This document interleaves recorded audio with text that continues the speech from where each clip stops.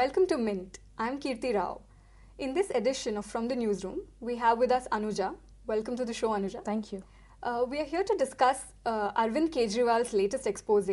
And this time it's not against any political party or politician. It's actually directed at a corporate house. So Anuja, could you tell us what this latest expose is about? So basically, like you said, it's not a political party or a person. It's actually a corporate house. Today, in the case being Reliance, which is headed by Mukesh Ambani.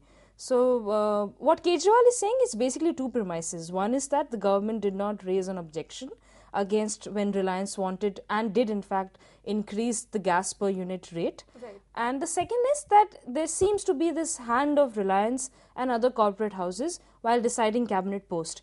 Kejriwal raised allegations earlier also, soon after the cabinet reshuffle. He's actually substantiating it. He's saying that someone like Jaipal Reddy had to lose petroleum ministry because he A, issued a penalty against Reliance, and B, said that if the cost per unit of gas is going to be increased, there would be a monumental loss to the exchequer. Right. So these are two premises, and Kejriwal goes on to say, like he often does, that it's not the Congress alone, it's any party who would be in power, and that the government is really run by these corporate houses and not by the people that you choose and the people that you elect. Right. So he's alleging crony capitalism. Yeah. So what is the significance of this, so-called allegation that he's making? It's very interesting because, crony capitalism is a word that you often relate to leftists' ideology. You would often see Prakash Karat, Sitaram saying things like, UPA is using crony capitalism, there is a nexus of corporate houses, etc., etc. But what is really important is that, there has forever been this debate, like I told you, political debate by the left by saying how there exist these kickbacks, quid pro quo, etc. So what is significant is that there has always been this underlying debate which Kejriwal finally seems to picked it up, brought it up, and it is it's sort of a trend that you see in the kind of things that he is doing. He went on to say that everybody knew about Robert Vadra, son-in-law of Sonia Gandhi, that he has certain companies which seems to have got quid pro quo from the Congress party ruled Haryana, but nobody is talking about it. And why is that? So the significance lies in the fact that he's making it public. He's coming out to the media and telling them, and he's trying to provide evidence. Although I would really want to say that the kind of allegations he made today in this case, similarly with the case of Gadkari, I think these two instances, there were a lot of things which are already in the public domain.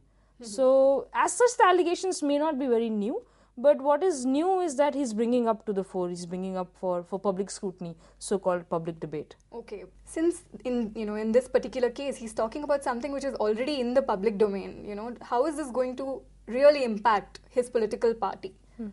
So it's interesting, the party gets launched on 26th November. I mean, it's already launched, but the formal naming and all we would see only in November.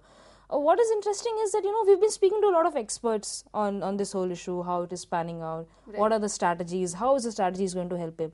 So it's everybody who's telling us that, all these things point out to the larger problem that the so-called new political party of Arvind Kejriwal does not yet have an organization. It has no cadre that we know of. Right. Whereas we have clear indications of leaders apart from him. Absolutely. Right. We have no, a set of faces or a leadership, top brass of leaders that would take this forward. But what we know is that he definitely has electoral ideas. He wants to fight Delhi elections next year. He wants to fight Lok Sabha elections. Keeps talking about Lok Sabha, etc., etc. So what will be interesting to see is that these things can bring him in news. These things can, he's basically trying to do is say that, look, the BJP is corrupt, the Congress is corrupt, you have to look for a new option, a new alternative. Right. But what will be interesting is that will he be able to provide that alternative?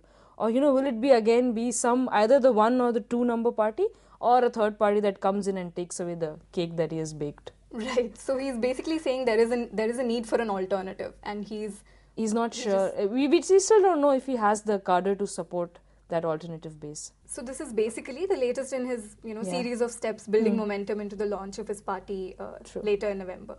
Right. So thank you for those insights, Anuja. Thank you. And thank you for joining us on this edition of From the Newsroom.